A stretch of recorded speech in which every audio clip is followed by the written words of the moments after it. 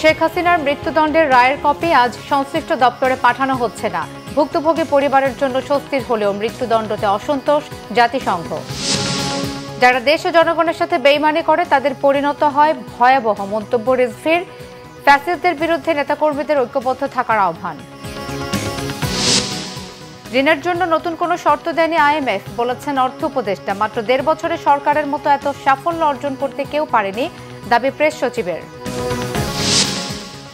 গত 10 মাসে ঢাকায় 198টি হত্যাকাণ্ডের ঘটনা ঘটেছে জানিয়েছে ডিএমপি। অপরাধীদের ছাড় নয়, যুবদল নেতা হত্যায় থমথমে পল্লবী।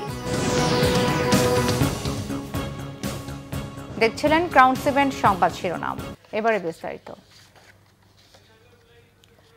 শেখ হাসিনার মৃত্যুদণ্ডের রায়ের কপি আজ সংশ্লিষ্ট দপ্তরে পাঠানো হচ্ছে না। আগামীকাল পাঠানো হতে পারে বলে জানিয়েছেন আন্তর্জাতিক অপরাধ ট্রাইব্যুনালের রেজিস্ট্রার। এর আগে গতকাল জুলাই-আগস্ট গণঅভ্যুত্থানে মানবতাবিরোধী অপরাধের অভিযোগে সাবেক প্রধানমন্ত্রী শেখ হাসিনা ও সাবেক স্বরাষ্ট্রমন্ত্রী আসাদুজ্জামান খান কামালকে মৃত্যুদণ্ড দিয়েছে আন্তর্জাতিক অপরাধ ট্রাইব্যুনাল 1। বিচারে সহায়তা করায় সাবেক আইজিপি চৌধুরী আবদুল্লাহ আল মামুনকে 5 বছরের সাজা দিয়েছে ট্রাইব্যুনাল। অ্যাটর্নি জেনারেল রায়কে আইনের শাসনের জন্য যুগান্তকারী আখ্যা দিয়ে বলেছেন, এই রায় দেশে শান্তি ফিরিয়ে আনবে। চিফ প্রসিকিউটর মনে করেন, এটি প্রতিশোধ নয়, ন্যায় বিচারের জন্য জাতির প্রতিজ্ঞা পূরণ। শেখ হাসিনার রায় ভুক্তভোগী পরিবারের জন্য একটি গুরুত্বপূর্ণ মুহূর্ত হলেও মৃত্যুদণ্ডের সাজা দেয়ায় অসন্তোষ জানিয়েছে জাতিসংঘ। সংবাদ বিজ্ঞপ্তিতে সংস্থাটির মানবাধিকার বিষয়ক হাই কমিশনারের মুখপাত্র রাভিনা শামদাসানি এই মন্তব্য করেন। জাতিসংঘের হিসেবে 2024 সালের জুলাই-আগস্টে প্রায় 1400 মানুষ নিহত হন। সংস্থাটি শুরু থেকেই দোষীদের জবাবদিহির আওতায় আনার আহ্বান জানিয়ে আসছে। মুখপাত্র শামদাসানি বলেন, এই মামলার ক্ষেত্রে অভিযুক্তের অনুপস্থিতিতে বিচার হয়েছে এবং মৃত্যুদণ্ডের শাস্তি দেওয়া হয়েছে। এটি স্বাগত জানানোর মতো বিষয় এবং ভুক্তভোগী পরিবারের জন্য ইতিবাচক। তবে যে কোনো পরিস্থিতিতে মৃত্যুদণ্ডকে জাতিসংঘের মানবাধিকার বিষয়ক হাই কমিশন দুঃখের সাথেই দেখে। এদিকে জাতিসংঘের মানবাধিকার বিষয়ক হাই কমিশনার ফলকার তুর্কের আশা, সত্য প্রকাশ, ক্ষতিপূরণ ও ন্যায় বিচারের একটি সমন্বিত প্রক্রিয়ার মধ্য দিয়ে জাতীয় ঐক্য ও ক্ষত কাটিয়ে ওঠার দিকে এগিয়ে যাবে বাংলাদেশ। মৃত্যুদণ্ডপ্রাপ্ত আসামি শেখ হাসিনার সহিংসতা তৈরির আহ্বান সংবলিত বক্তব্য ডিজিটাল মিডিয়া বা সাইবার স্পেসে প্রচার করা অপরাধের পর্যায়ে পড়ে বলে জানিয়েছেন প্রধান উপদেষ্টার ডাক, টেলিযোগাযোগ ও তথ্য প্রযুক্তি বিষয়ক বিশেষ সহকারী ফয়েজ আহমেদ তৈয়ব। মঙ্গলবার সকালে সামাজিক যোগাযোগ মাধ্যম ফেসবুকে দেয়া এক পোস্টে তিনি এই তথ্য জানিয়েছেন। পোস্টে ফয়েজ আহমেদ বলেন, সাইবার সুরক্ষা অধ্যাদেশ 2025 মতে হেট স্পিচ অপরাধ না, ফ্রিডম অফ স্পিচ বা বাক স্বাধীনতা হিসেবে হেট স্পিচকে রেসপেক্ট করা হয়েছে।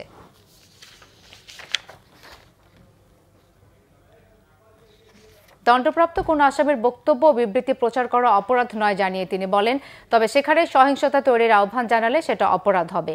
এর আগে সোমবার রাতে দেয়া এক বিজ্ঞপ্তিতে দণ্ডিত আসামির বক্তব্য প্রচার না করতে গণমাধ্যমগুলোর প্রতি অনুরোধ জানিয়েছে জাতীয় সাইবার নিরাপত্তা এজেন্সি। দর্শক, আন্তর্জাতিক অপরাধ ট্রাইব্যুনালে আছেন আমাদের বিশেষ প্রতিনিধি আহমেদ সরওয়ার। চলে যাচ্ছে সেখানে। শেখ হাসিনার মৃত্যুদণ্ডের রায়ের কপি সংশ্লিষ্ট দপ্তরে না যাওয়ার কারণ কি, কিছু কি জানতে পেরেছেন? আপনাকে বলে রাখি, আজকে যে যেতে হবে এমন কোনো কারণও নাই।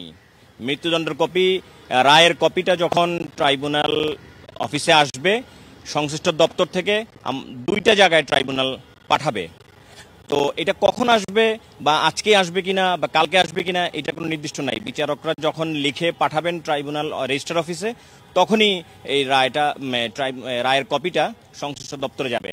আমরা কিছুক্ষণ আগে প্রসিকিউটর তামিমের সাথে কথা বলেছিলাম, তিনি আমাদেরকে জানিয়েছেন ট্রাইব্যুনাল থেকে মাত্র 2টো জায়গাতে যাবে। একটি হচ্ছে আসামি আবদুল্লাহ আল মামুনের কাছে যাবে, আরেকটা হচ্ছে ঢাকা জেলা ম্যাজিস্ট্রেট অফিসে যাবে। আর গতকাল রায়ের মধ্যেই বলা আছে এই রায়ের সার্টিফাইড কপি পাবে প্রসিকিউশন। যেহেতু আসামি পক্ষ এখানে শেখ হাসিনা এবং আসাদুজ্জামান খান কামাল পলাতক আছেন, সেহেতু তাদের আইনজীবীরা এই কপি পাবে না। কপি পাবে শুধু যেহেতু যে কারাগারে থাকা আবদুল্লাহ মামুন, তিনি যদি আপিল করতে চান বা যেহেতু তিনি আসামি এবং গ্রেপ্তার আছেন, তিনি এই কপিটা পাবেন। আর এই রায়ের কপিটা যাবে ঢাকা জেলা ম্যাজিস্ট্রেটের কাছে। এবং সেটা এখন কেন নামেনি, আজকে কোর্ট বসেনি, ট্রাইব্যুনাল 1 আজকে বসেনি। তবে কেন বসেননি সেটাও আমরা আসলে বলতেও পারবো না। যদিও বিভিন্নভাবে বিভিন্ন কথা বলে, কিন্তু অফিসিয়ালি কোনো বক্তব্য নেই যে ট্রাইব্যুনাল কেন বসেনি। এটা ট্রাইব্যুনাল এখতিয়ার, বসতেও পারেন নাও বসতে পারেন। এবং ট্রাইব্যুনাল থেকে আমাদেরকে প্রসিকিউটর যেটা তার ব্রিফে বলেছেন যে এখন পর্যন্ত রায় নামেনি, যখন রায় নামবে তখনই রায় পাঠানো হবে। আর প্রসিকিউটর আমি আমাদেরকে একটা কথা জানিয়েছেন, শেখ হাসিনাকে করার জন্য সে যেহেতু ইন্টারপোলের রেড নোটিশ আছে তার ব্যাপারে, এই ব্যাপারে তার যেই গ্রেপ্তারি পরোয়ানাটা যেটা হাজতি গ্রেপ্তারি পরোয়ানা যেটা আছে সেটা প্রসিকিউশন টিম ইন্টারপোলে পাঠাবে, এটা তাদের জন্য যেন শেখ হাসিনাকে গ্রেপ্তার করে দেশে আনা যায়, এই কাজটা করবে প্রসিকিউশন। এই হচ্ছে সর্বশেষ অবস্থা। সরোয়ার, আপনাকে ধন্যবাদ। যারা দেশ ও জনগণের সাথে বেইমানি করে তাদের পরিণতি ভয়াবহ হয় বলে মন্তব্য করেছেন বিএনপির সিনিয়র যুগ্ম মহাসচিব রুহুল কবির রিজভী। বগুড়া শহরের শহীদ খোকন পার্কে দলের ভারপ্রাপ্ত চেয়ারম্যান ও আমরা বিএনপি পরিবারের প্রধান পৃষ্ঠপোষক তারেক রহমানের জন্মদিন উপলক্ষে আয়োজিত সেবামূলক কর্মসূচির উদ্বোধনী অনুষ্ঠানে তিনি একথা বলেন। তিনি জানান, তারেক রহমান দেশের বাইরে থাকলেও প্রতিনিয়ত দেশের মানুষের খোঁজ খবর রাখেন। অনুষ্ঠানে সভাপতিত্ব করেন আমরা বিএনপি পরিবারের আহ্বায়ক ও বিএনপি মিডিয়া সেলের সদস্য আতিকুর রহমান রুমন। যারা মনে করেছে বিরোধী দলের ছেলেদেরকে বিচার বহির্ভূত হত্যা করে নিরুদ্দেশ করে দিয়ে গুম করে দিয়ে তাদেরকে পাতালে ফেলে দিয়ে তার পরিবার থেকে বিচ্ছিন্ন করে মায়ের কাছ থেকে দূরে সরিয়ে দিয়ে স্ত্রীর কাছ থেকে দূরে সরিয়ে দিয়ে নিজের ক্ষমতাকে মজবুত করবেন, নিজের ক্ষমতা আজীবনের জন্য টিকে থাকবেন, তারা নিজের চোখেই নিজের পতন দেখবেন। রাজধানীতে গেল 10 মাসে 198টি হত্যাকাণ্ডের ঘটনা ঘটেছে বলে জানিয়েছেন ঢাকা মেট্রোপলিটন পুলিশ। সকালে ডিএমপির উপপুলিশ কমিশনার তালিবুর রহমান এই তথ্য জানান। এ সময় তিনি বলেন, গত 10 মাসে শুধু রাজধানীতে গড়ে 20টির মতো হত্যাকাণ্ড সংগঠিত হয়েছে। বেশিরভাগ ঘটনার রহস্য উদ্ঘাটন করা হয়েছে বলেও দাবি করেন তিনি। বলেন, রাজনৈতিক সহিংসতা সহ পূর্ব শত্রুতার জের এসব হত্যাকাণ্ডের ঘটনা ঘটেছে। সাম্প্রতিক সময়ে সকল হত্যাকাণ্ড তদন্তে আইনশৃঙ্খলা বাহিনীর উপর আস্থা রাখার কথা জানান পুলিশের এই কর্মকর্তা। অপরাধী যতই শক্তিশালী হোক না কেন, কাউকে ছাড় দেওয়া হবে না।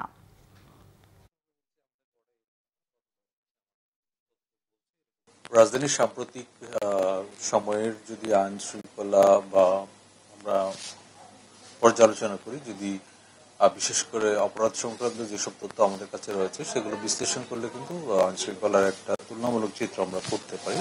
যে কোন মামলা বা এই সংক্রান্ত যে ঘটনাগুলো ঘটেছে, আমরা দেখছি গত 10 মাসে গড়ে 19 থেকে 20টির মতো এরকম ঘটনা ঘটেছে এবং এর প্রেক্ষিতে মামলা রুজু হয়েছে। ঢাকা মহানগরীর মতো একটা বড় শহর এবং এখানে যে আর্থসামাজিক প্রেক্ষাপট, সেই হিসেব বিবেচনায় অপরাধের মাত্রাটা বেশ সহনীয় পর্যায়ে আছে বলে আমরা মনে করি। রাজধানীর পল্লবীতে যুবদল নেতাকে গুলি করে হত্যার ঘটনায় একজনকে আটক করা হয়েছে। গতকাল সন্ধ্যায় দোকানে ঢুকে প্রকাশ্যে গুলি করে হত্যা করা হয় পল্লবী থানা যুবদলের সদস্য সচিব গোলাম কিবরিয়াকে। সিসিটিভি ফুটেজে দেখা যায়, পল্লবীর 5 নম্বর রোডে বিক্রমপুর হার্ডওয়্যার অ্যান্ড স্যানিটারি দোকানে বসেছিলেন গোলাম কিবরিয়া। এ সময় মোটরসাইকেলে করে আসা 3 দুর্বৃত্ত সরাসরি দোকানে ঢুকে পড়ে। কোনো কিছু বুঝে ওঠার আগেই কিবরিয়াকে লক্ষ্য করে খুব কাছ থেকে তার মাথা, বুক ও পিঠে পিস্তল ঠেকিয়ে উপর্যুপরি 7 রাউন্ড গুলি ছোড়ে। গুলিবিদ্ধ অবস্থায় মাটিতে লুটিয়ে পড়েন তিনি। গুরুতর আহত গোলাম কিবরিয়াকে দ্রুত উদ্ধার করে সোহরাওয়ার্দী হাসপাতালে নিয়ে গেলে চিকিৎসক তাকে মৃত ঘোষণা করেন। দুর্বৃত্তরা দ্রুত ঘটনাস্থল থেকে পালিয়ে যাওয়ার সময় আশেপাশে থাকা লোকজন একজনকে আটক করে। দর্শক, পল্লবী থানা যুবদলের সদস্য সচিব গোলাম কিবরিয়ার লাশ ময়না তদন্ত শেষে তার পরিবারের কাছে হস্তান্তর করা হয়েছে। পল্লবীতে আছেন আমাদের সহকর্মী ফজলি রাব্বি, সরাসরি কথা বলছি তার সাথে। রাব্বি, গোলাম কিবরিয়ার হত্যাকাণ্ডে কি কোনো মামলা হয়েছে? পরিবারের সদস্যরা কি বলছেন?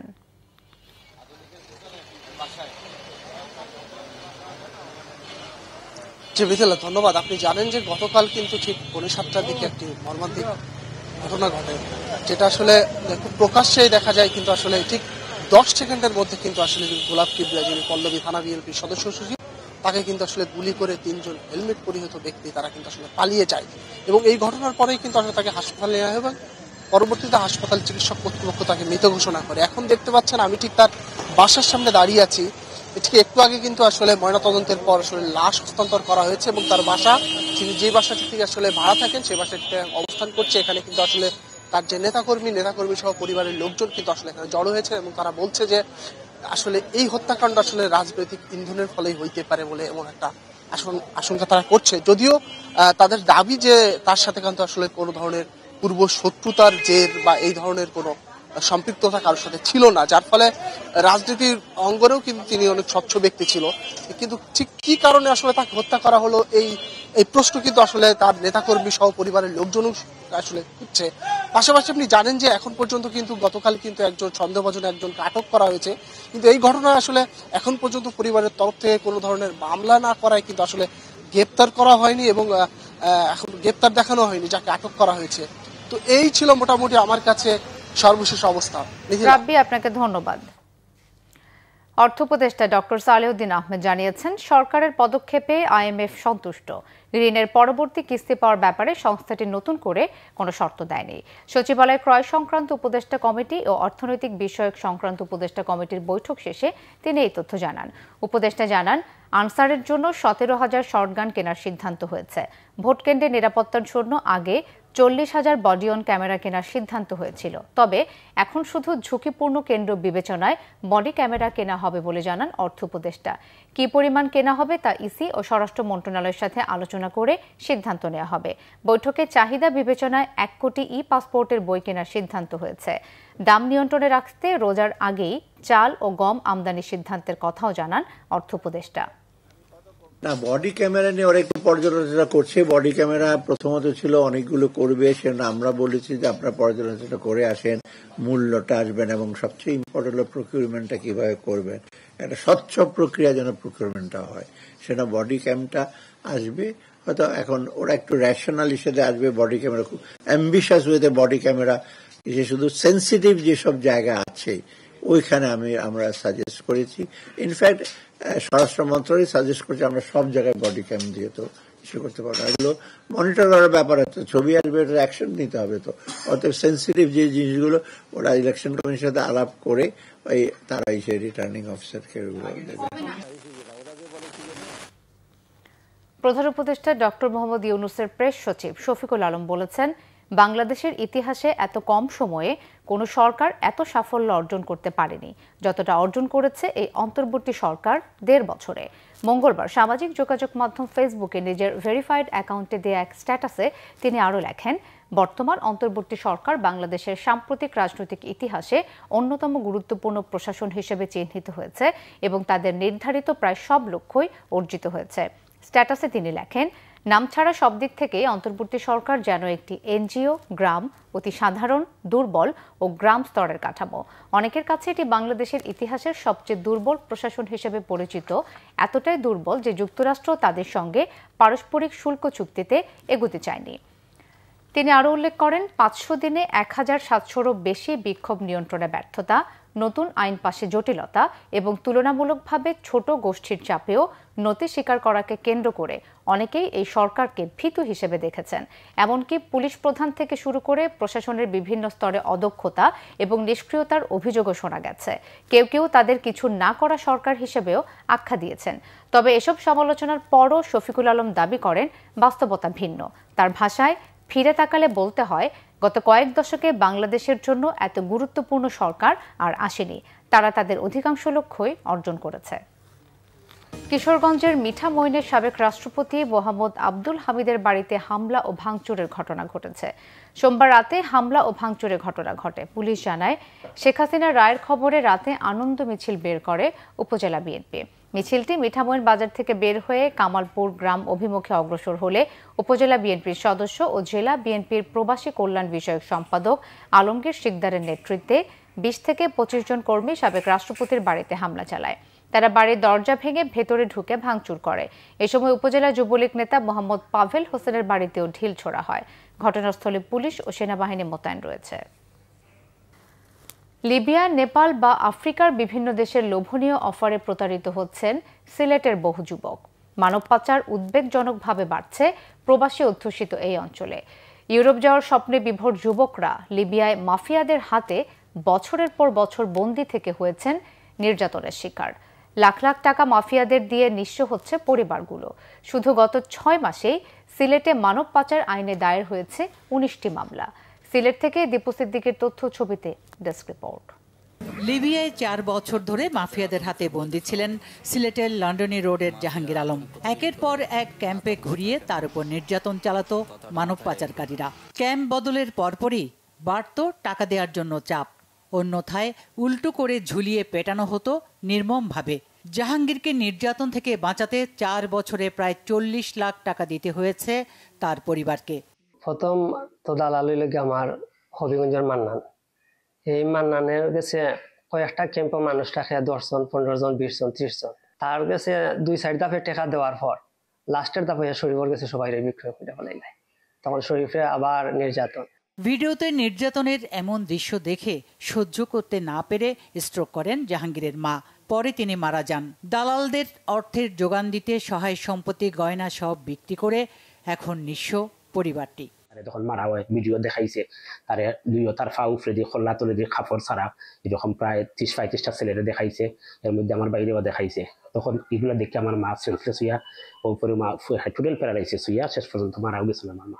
আরেক ভুক্তভোগী দক্ষিণ সুরমার এম এ মান্নান জানান, পিস্তল ঠেকিয়ে তাদের দিয়ে পরিবারের কাছে মিথ্যা কথা বলানো হতো। মনে হওয়ার পরে আমরা ইটা মারি ফেলাইছে আর কি, নিচে পালানোর পরে আমরা প্রায় আধা ঘন্টা মারছে, মারতে এমন মারি বেসুপ করে দিছে আর কি। আমরা কিছু কইতাম পারি না, পিস্তল ধরছে, আমরা সাইডে দিই অনার মধ্যে ধরিয়া যে তোমরা কও কানাডা পৌঁছে গেছো।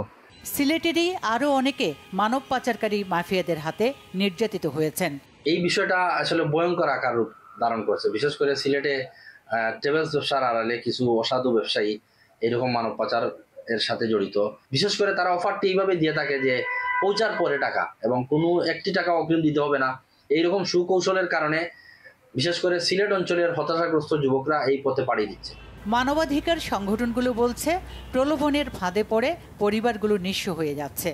বাংলাদেশ সরকার তথা আইন শৃঙ্খলা রক্ষাকারী বাহিনী মানব পাচার রোধে কঠোর ব্যবস্থা নিতে হবে, প্রয়োজন হতে কঠোর আইন প্রণয়ন করে এটাকে রোধ করতে হবে। এদিকে মানব পাচারকারীদের নির্যাতনের শিকার হয়ে ফিরে আসা বেশিরভাগ ভুক্তভোগী বিষয়টি গোপন রাখায় পাচারকারীরা ধরাছোঁয়ার বাইরে থেকে যায়।